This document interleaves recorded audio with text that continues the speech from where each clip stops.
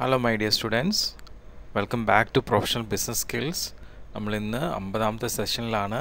ഈ സെഷനിൽ നമ്മൾ ഈ ഇൻ്റലിജൻറ്റ് ഏജൻസിനെ കുറിച്ചാണ് ഡിസ്കസ് ചെയ്യാൻ പോകുന്നത്. ആക്ച്വലി ഇൻ്റലിജൻറ്റ് ഏജൻസ് എന്ന് വെച്ച് കഴിഞ്ഞാൽ it is A software programme, ഒരു സോഫ്റ്റ്വെയർ പ്രോഗ്രാമാണ്. ഇത് യൂസേഴ്സിനെ സപ്പോർട്ട് ചെയ്യുന്ന സോഫ്റ്റ്വെയർ പ്രോഗ്രാമാണ്. ഈ ഒരു പ്രോഗ്രാമിൻ്റെ പ്രത്യേകത, നമ്മൾ ഇൻ്റർനെറ്റിലൂടെ എന്തെങ്കിലും ആക്സസ് ചെയ്യുന്ന സമയത്ത് നമ്മൾ ഈ സോഫ്റ്റ്വെയർ പ്രോഗ്രാമിൻ്റെ സഹായം കിട്ടുന്നു. എന്നിട്ട് ഈ ഇൻ്റലിജൻറ്റ് ഏജൻ്റാണ് നമുക്ക് വേണ്ടിയിട്ട് നമ്മൾ എന്താണോ സെർച്ച് ചെയ്യുന്നത് ആ സെർച്ച് ചെയ്യുന്ന കാര്യങ്ങൾ ഇൻ്റർനെറ്റിൽ കൂടെ കമ്മ്യൂണിക്കേറ്റ് ചെയ്ത് നമുക്ക് ഓട്ടോമാറ്റിക്കലി ഇൻഫർമേഷൻസ് പെട്ടെന്ന് തന്നെ എടുത്തു തരുന്നത്.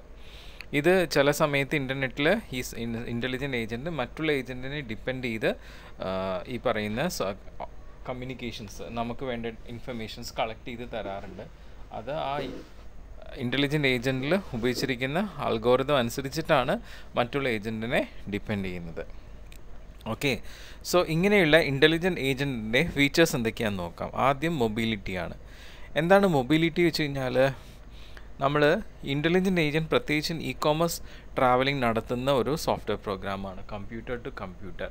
ഇപ്പം നമ്മളൊരു വസ്തു, ഇപ്പം നമുക്കൊരു സാധനം മേടിക്കണം. അപ്പം നമ്മൾ ആ സാധനം ഇപ്പോൾ ഗൂഗിളിൽ അടിച്ചു കൊടുത്തു കഴിഞ്ഞാൽ അത് ഏതൊക്കെ വെബ്സൈറ്റ്സിൽ അവൈലബിൾ ആണെന്നുള്ളത് ഈ ഇൻ്റലിജൻറ്റ് ഏജൻറ്റ് സെർച്ച് ചെയ്ത് നമുക്ക് തരുന്നുണ്ടാവും.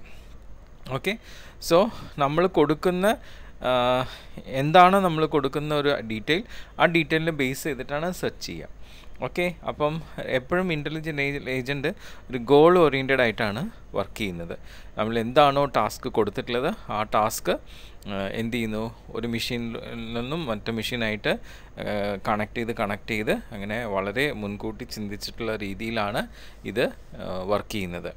പിന്നെ ഈ ഇൻ്റലിജൻറ്റ് ഏജൻറ്റ് ഇൻഡിപെൻഡൻ്റ് ആണ്.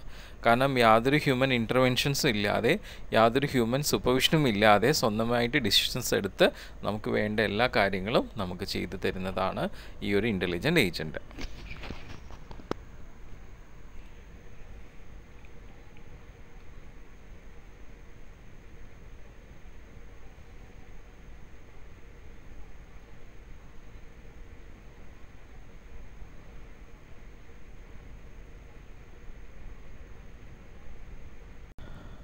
ഇപ്പം നമ്മുടെ ഇൻ്റലിജൻറ്റ് ഏജൻറ്റ് ശരിക്കും ഈ യൂസറിന് വേണ്ടിയിട്ട് ഇൻഫർമേഷൻസ് കളക്ട് ചെയ്യുന്ന സമയത്ത് മറ്റുള്ള ഏജൻസുമായിട്ട് ഇൻഡിപെൻഡൻ്റ്ലി കമ്മ്യൂണിക്കേറ്റ് ചെയ്യുന്ന ഒരു പ്രത്യേകതയുണ്ട്.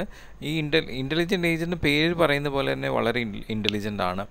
ശരിക്കും ഒരുപാട് കാര്യങ്ങൾ അനലൈസ് ചെയ്ത് മനസ്സിലാക്കിയെടുക്കാനായിട്ടുള്ളൊരു കഴിവ് നമ്മുടെ ഇൻ്റലിജൻറ്റ് ഏജൻറ്റിനുണ്ട്, ഓരോ സിറ്റുവേഷൻസ് എൻവയോൺമെൻറ്റ് നോക്കിയിട്ട്. പിന്നെ നമ്മുടെ ഇൻ്റലിജൻറ്റ് ഏജൻറ്റ് ഈ നെറ്റ്വർക്കിലുള്ള നെറ്റ് ട്രാഫിക് റെഡ്യൂസ് ചെയ്യുന്നുണ്ട്. കാരണം വെച്ച് കഴിഞ്ഞാൽ ഇത് മറ്റുള്ള ഏജൻറ്റായിട്ട് കമ്മ്യൂണിക്കേറ്റ് ചെയ്ത് കോപ്പറേറ്റ് ചെയ്ത് പോകുന്നത് കൊണ്ട് വളരെ ക്വിക്കായിട്ടാണ് മൂവ് ചെയ്യുന്നത്. അപ്പം ശരിക്കും നമ്മുടെ നെറ്റ്വർക്കിൻ്റെ ട്രാഫിക് അത് വളരെ എഫിഷ്യൻ്റായിട്ട് റെഡ്യൂസ് ചെയ്യുന്നുണ്ട്. പിന്നെ നമ്മുടെ ഇൻ്റലിജൻറ്റ് ഏജൻറ്റിൻ്റെ ഒരു വലിയ പ്രത്യേകതയാണ് മൾട്ടി ടാസ്കിങ്. ഒരേ സമയം തന്നെ ഒന്നിൽ കൂടുതലായിട്ട് ടാസ്ക് പെർഫോം ചെയ്യാനായിട്ട് നമ്മുടെ ഇൻ്റലിജൻറ്റ് ഏജൻറ്റിന് കഴിവുള്ളതാണ്. അപ്പോൾ ഇങ്ങനെയുള്ള ഇൻ്റലിജൻറ്റ് ഏജൻറ്റ് ഇ-കോമേഴ്സിൽ എങ്ങനെ ആക്ട് ചെയ്യണമെന്ന് നോക്കാം. ശരിക്കും നമ്മുടെ ഇ-കോമേഴ്സിൽ നോക്കുകയാണെങ്കിൽ ഈ ഇൻ്റലിജൻറ്റ് ഏജൻറ്റ് ആർട്ടിഫിഷ്യൽ ഇൻ്റലിജൻസ് സഹായത്തോടു കൂടിയിട്ടാണ് വളരെ ഇഫക്റ്റീവായിട്ട് വർക്ക് ചെയ്യുന്നത്. ഓക്കെ,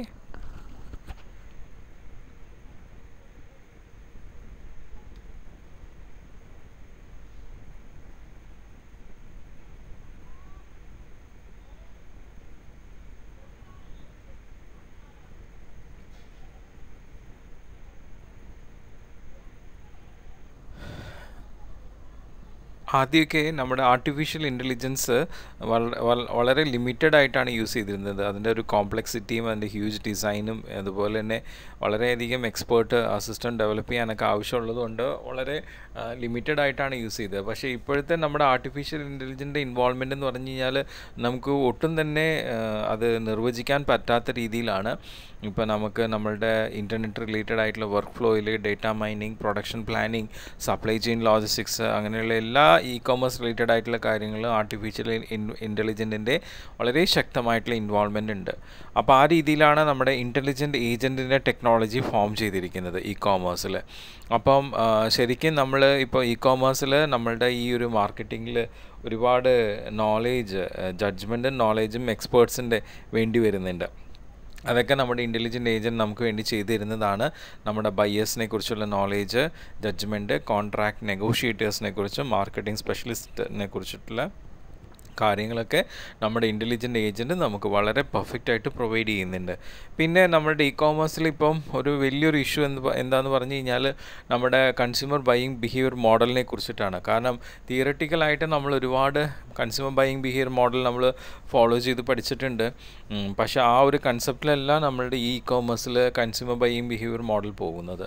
നമുക്ക് വളരെ ഫേമസ് ആയിട്ടുള്ള കൺസ്യൂമർ ബൈയിങ് ബിഹേവിയർ മോഡൽസ് ഉണ്ട്. Nicosia model, Howard Sheth model, Engel Blackwell model, Bettman information processing model, Andreasen model എന്നൊക്കെ പറഞ്ഞിട്ടുള്ള ഒരുപാട് മോഡൽസ് ഉണ്ട്.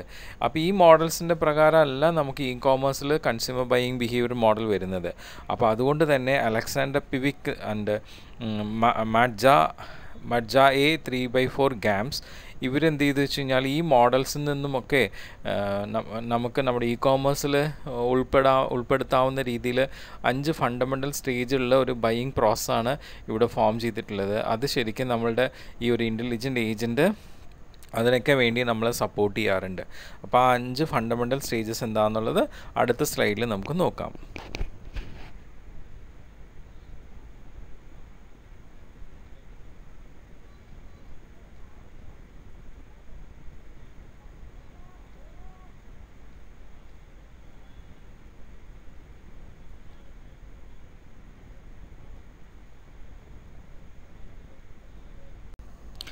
അപ്പോൾ ഈ ഇ-കോമേഴ്സിൽ നമ്മൾ ജനറലായിട്ട് ഫോളോ ചെയ്യുന്ന പല ഡിഫറെൻറ്റ് തിയററ്റിക്കൽ മോഡൽസിൻ്റെ ഒരു കോമ്പിനേഷനിൽ വന്നിട്ടുള്ള 5 ഫണ്ടമെൻ്റൽ സ്റ്റേജസ്.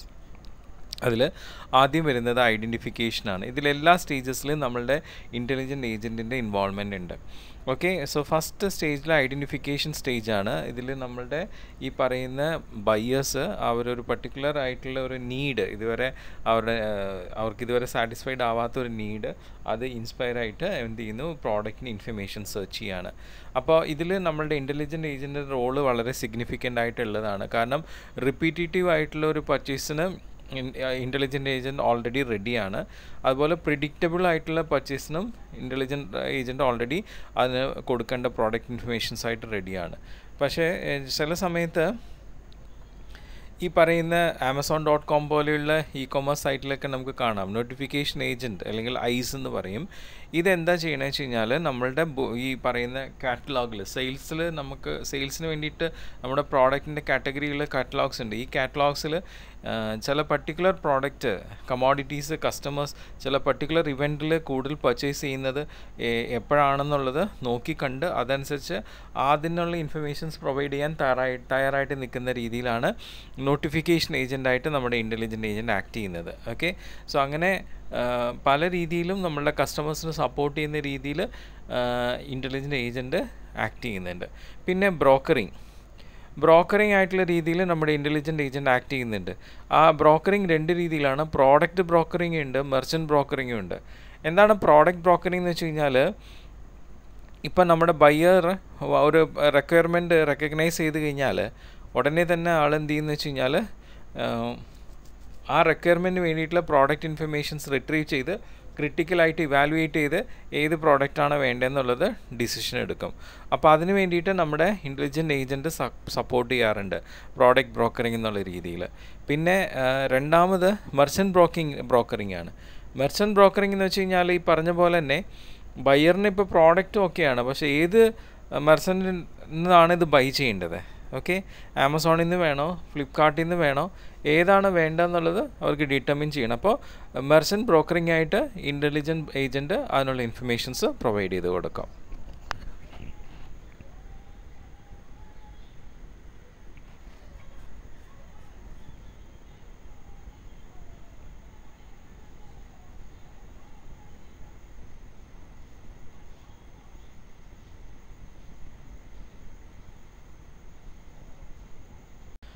ഇനി മൂന്നാമത് നെഗോസിയേഷൻ സ്റ്റേജാണ്. ഈ സ്റ്റേജിൽ നമ്മൾ പ്രൈസ് ടേംസ് ആൻഡ് കണ്ടീഷൻസ് ആയിട്ട് മെർച്ചൻറ്റും ബയ്യറും തമ്മിലുള്ള നെഗോസിയേഷനാണ്.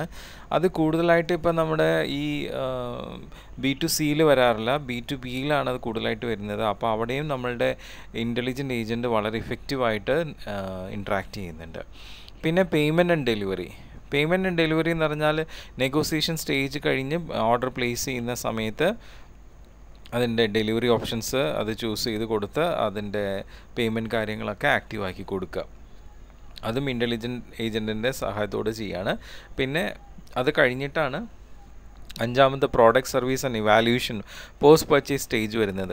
നമുക്ക് പ്രോഡക്റ്റ് റിലേറ്റഡ് ആയിട്ട് എന്തൊക്കെ സർവീസ് കൊടുക്കാം, കസ്റ്റമർ സർവീസ് എങ്ങനെ കൊടുക്കാം, അതുപോലെ സാറ്റിസ്ഫാക്ഷൻ ലെവലിൻ്റെ ഇവാലുവേഷൻ, ഇതെല്ലാം ആ ഒരു ടോട്ടൽ ബൈയിങ് എക്സ്പീരിയൻസ് എല്ലാതിനെക്കുറിച്ചുള്ള കാര്യങ്ങളാണ് ആ ഒരു സ്റ്റേജിൽ വരുന്നത്. അതും വളരെ ഇഫക്റ്റീവായിട്ട് ഇൻ്റലിജൻറ്റ് ഏജൻറ്റ് ചെയ്യാറുണ്ട്. സോ ഇങ്ങനെ 5 സ്റ്റേജസിലും നമ്മളുടെ ആ ഒരു ഏജൻറ്റിൻ്റെ റോൾ ഒരു മീഡിയേറ്റർ എന്ന നിലയ്ക്ക് നമുക്ക് റെക്കഗ്നൈസ് ചെയ്യേണ്ട ഒരു കാര്യമാണ്. ശരിക്കും വളരെ സൂട്ടബിളായിട്ട് നമ്മളെ കൺസ്യൂമർ ബൈയിങ് ബിഹേവിയറിനെ ഇൻവോൾവ് ചെയ്യിച്ചിട്ടുള്ള രീതിയിലുള്ള മീഡിയേഷനാണ് നമ്മുടെ ഇൻ്റലിജൻറ്റ് ഏജൻറ്റ് പ്രൊവൈഡ് ചെയ്യുന്നത്. ഇൻഫർമേഷൻ ഫിൽറ്ററിങ്ങിനും ഇൻഫർമേഷൻ റിട്രീവലിനും പേഴ്സണലൈസ് ആയിട്ടുള്ള ഇവാലുവേഷനും കോംപ്ലക്സ് കോർഡിനേഷനും ടൈം ബേസ്ഡ് ഇൻട്രാക്ഷൻസിനും എല്ലാം നമ്മുടെ ഇൻ്റലിജൻറ്റ് ഏജൻറ്റിൻ്റെ ഇൻവോൾവ്മെൻറ്റ് വരുന്നുണ്ട്. അപ്പം ശരിക്കും അതിൽ എടുത്തു പറയാവുന്നത് നമ്മുടെ ഈ നീഡ് ഐഡൻറ്റിഫിക്കേഷൻ നടത്തി ഇമ്മീഡിയറ്റ് ആയിട്ട് കസ്റ്റമേഴ്സിന് പ്രോഡക്റ്റിന് ഇൻഫർമേഷൻസ് കൊടുക്കുക, അതുപോലെ പ്രോഡക്റ്റ് മർച്ചൻറ്റ് ബ്രോക്കറിങ് നടത്തുക, നെഗോസിയേഷൻ സ്റ്റേജിലൊക്കെ ഇൻവോൾവ് ചെയ്തിട്ട് അങ്ങനെ ശരിക്കും നല്ല ആ ബൈയിങ് ബിഹേവിയർ മോഡലിന് സപ്പോർട്ടീവായിട്ടാണ് നമ്മുടെ ഇൻ്റലിജൻറ്റ് ഏജൻറ്റ് ആക്ട് ചെയ്യുന്നത്.